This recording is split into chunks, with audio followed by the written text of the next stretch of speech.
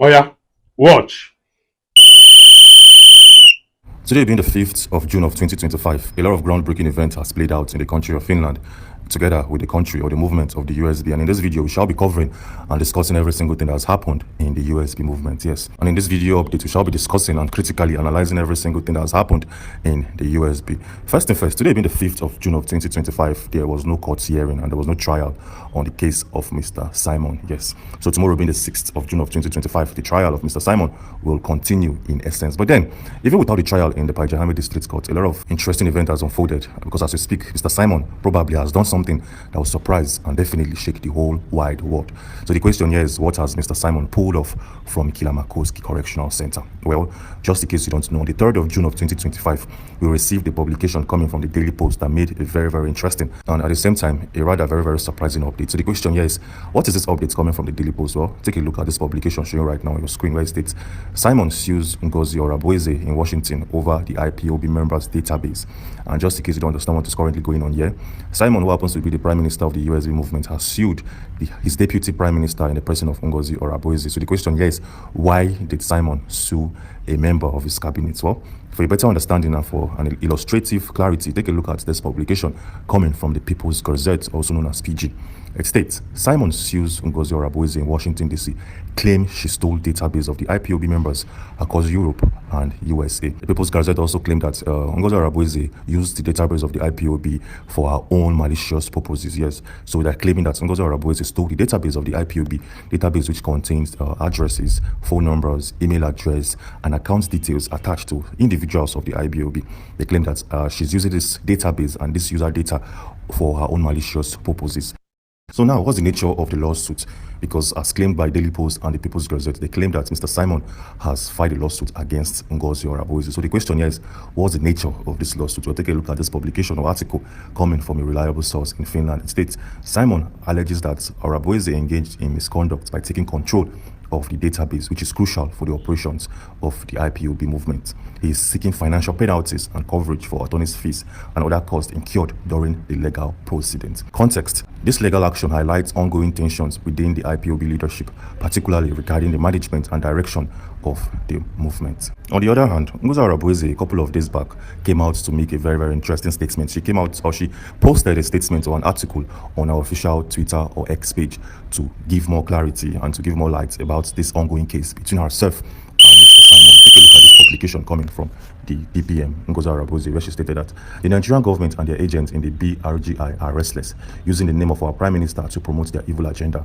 They have failed woefully. The USB government will show Armand Dabiri, Elias, and Oge Nkeri that we are made of Steiner stuff. This exposes those fighting the actualization of the sovereign state of the USB and our Prime Minister in the person of Simon. Dear USB citizens, be not moved. The battle is won. She also went a step further to highlight or to pinpoint the publication on news coming from the Daily Post, Nigeria. Yes, when you look at this publication critically, you'll notice that Ngozi Orabueze made mention of some names. She called out Armand Dabiri, she called out Elias and Oge Nkeri. And just in case you don't know who Armand Dabiri is, he happens to be the lawyer appointed by Simon to represent the USB in International Front House. And now, the DPM, Ngozi Orabueze, claims that Armand Dabiri is currently working with the Nigerian government. Wow, this is a very strong claims and allegations coming from this lady.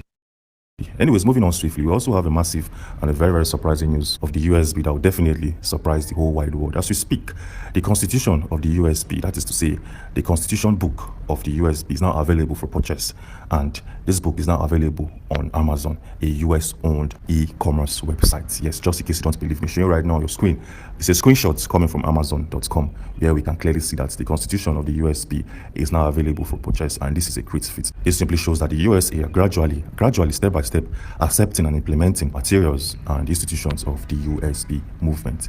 Yes. At the same time, Ngozi Orabueze came out to make a statement regarding the availability of the USB constitution on Amazon. Showing right now on your screen is a statement where she claimed that breaking, yes, the official constitution of the USB is on Amazon. The world has recognized the constitution of the USB as a sovereign state headed by Prime Minister Simon and the leader Kanu. Click on the link and obtain your copies and study it as the USB citizen starts going home to build one of the best countries in the world based on the contents of this constitution. This is a massive one, and this is breaking news coming out from the movement. And that is not even all. The moment Amazon recognized the USB constitution and adopted it to their website, something interesting was playing on or happened behind the scenes. Take a look and pay attention to this video showing right now on your screen. From the very first glance, you would think this is just a construction project that has been completed and needed some form of inauguration. But no, this particular video and building showing right now on your screen happens to be the official embassy of the USB movement. Yes, this is a newly inaugurated embassy for the USB, which was approved by the US government. Well, just in case you don't believe me, take a look at this tweet coming from the official government page. United States. Official grand opening and cutting of ribbon of the USB Embassy, Washington, D.C.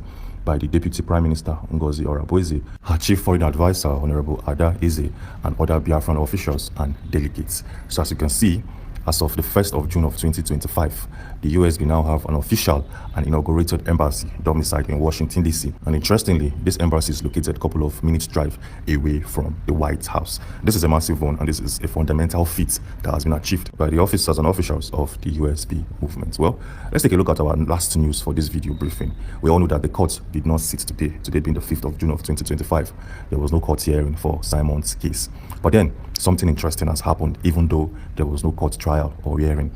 Some group of lawyers came out to make a full clarity regarding Simon's trial in the Pajahami District Court. Yes, just in case you don't know, if by peradventure Simon is found guilty of the charges leveled on him, he is going to serve at least 6 years imprisonment. Yes, just in case you don't understand, 6 years is the time frame or the sentencing that will be leveled on Simon if he's found guilty. But then some group of lawyers came out to give full clarity yesterday, and they were like, see, even though Simon is pleading guilty, yes, even though he's pleading guilty to all of the charges leveled on him, if he's found guilty by peradventure, he's going to serve 6 years and 6 years only. Well, for better clarity, take a look at this publication showing right now on your screen. It states, in Finland, if a suspect pleads not guilty in court, but is ultimately found guilty, the sentencing process follows specific guidelines.